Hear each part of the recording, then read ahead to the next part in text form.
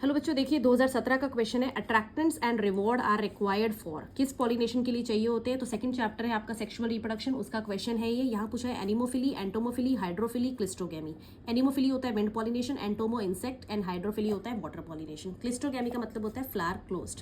तो आप देखेंगे दिस इज पेज नंबर 30। यहाँ पर लिखा हुआ है कि भाई जो आपके इंसेक्ट पॉलिनेटेड प्लांट्स होते हैं उनमें nectar and pollen grains usually floral reward offer करते हैं एंड दे आर कलर्ड होते हैं, तो अट्रैक्ट करेंगे, है ना। और रिवॉर्ड्स भी उन्हीं में दिए जाते हैं ताकि वो बार बार आए उनके पास पॉलिनेशन करने के लिए। तो इसका आंसर हो जाएगा एंटोमोफिली। हेलो बच्चों, 2018 का क्वेश्चन देख लेते हैं। Which plant show a very close relationship with moth where none of the two complete its life cycle without other. यहाँ पे ऐसा कौन सा है जो कि बिल्कुल सिम्बायोटिक एसोसिएशन में रहते हैं और एक दूसरे के बिना नहीं रह सकते। ऑप्शंस थे hydrilla, yucca, voila and banana.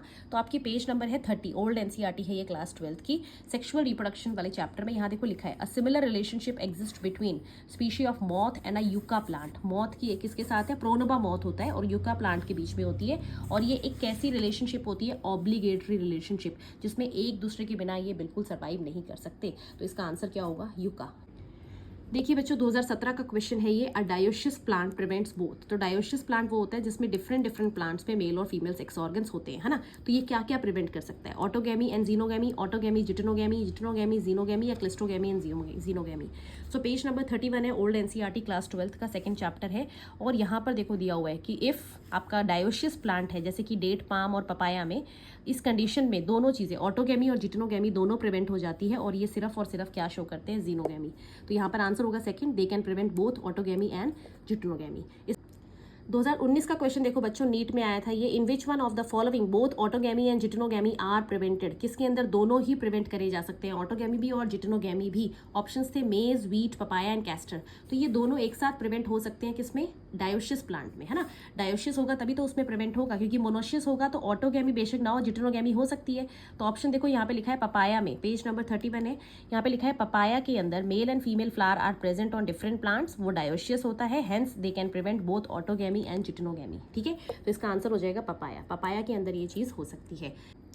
Hello बच्चों, बात करते हैं नीट 2017 का पीवाईक्यू है double fertilization is exhibited by gymnosperms, algae, fungi and angiosperm. तो डबल फर्टिलाइजेशन बच्चों सिर्फ और सिर्फ एंजियोस्पर्म्स के अंदर होती है। ये आपका सेकंड चैप्टर है क्लास 12 का सेक्सुअल रिप्रोडक्शन, वहां पे बता रखा है कि ये सिर्फ और सिर्फ एंजियोस्पर्म में और किसी ग्रुप में नहीं होती है। तो इसका आंसर हो जाएगा फोर्थ।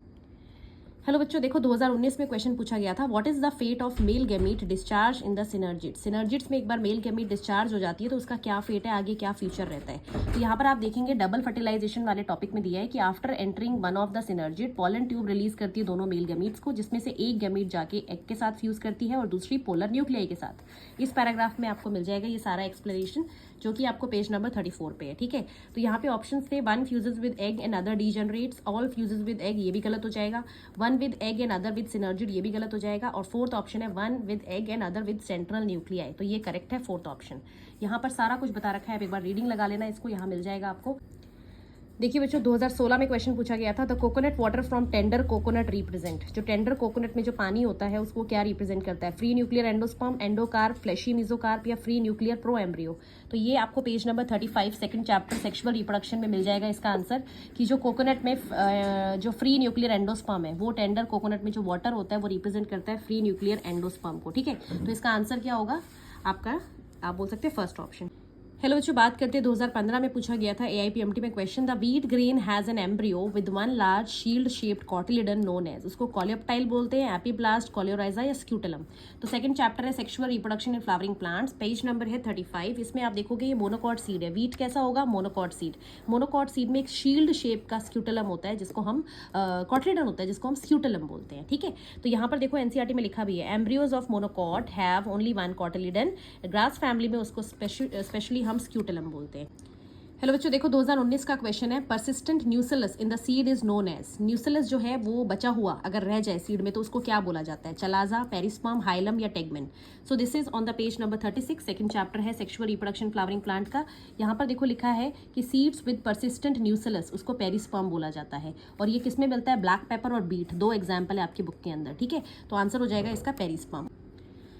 हेलो बच्चों, बात करते हैं AIPMT 2015 का क्वेश्चन है, विच one of the following is parthenocarpic fruit, मतलब इनमें से कौन सा पार्थिनोकार्पिक फ्रूट है। ऑप्शंस है banana, brinjal, apple and jackfruit. Second chapter है sexual reproduction in flowering plant, class 12 का।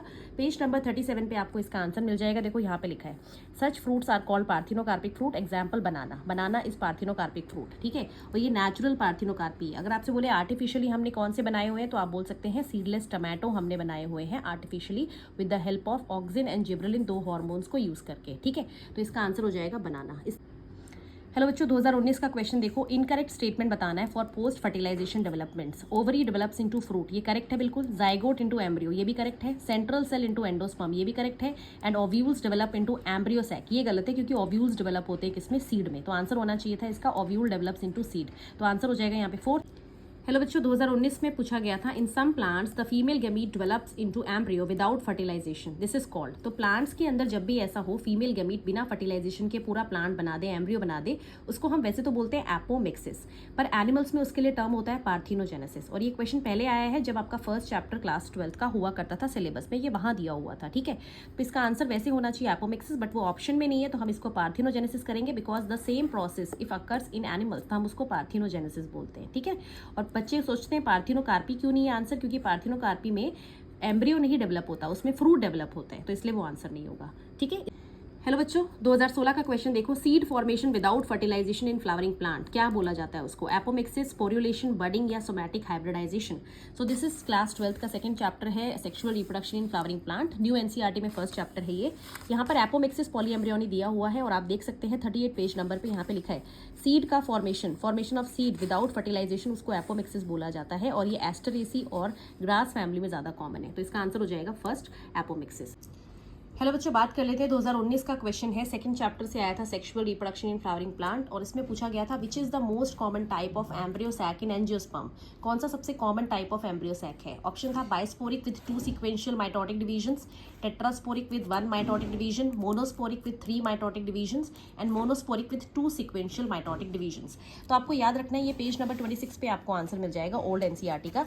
ये जो पूरा डेवलपमेंट दिखा रखा है आपको, ये वही दिखा रखा है। और यहाँ पे नीचे लिखा भी है कि भाई जो एम्ब्रियो सैक फॉर्मेशन है वो सिंगल मेगास्पोर मदर सेल से होती है, उसको मोनोस्पोरिक बोलते हैं। बाकी जो टर्म्स है बाइस्पोरिक, टेट्रा, वो एनसीईआरटी में गिवन ही नहीं है, ठीक है।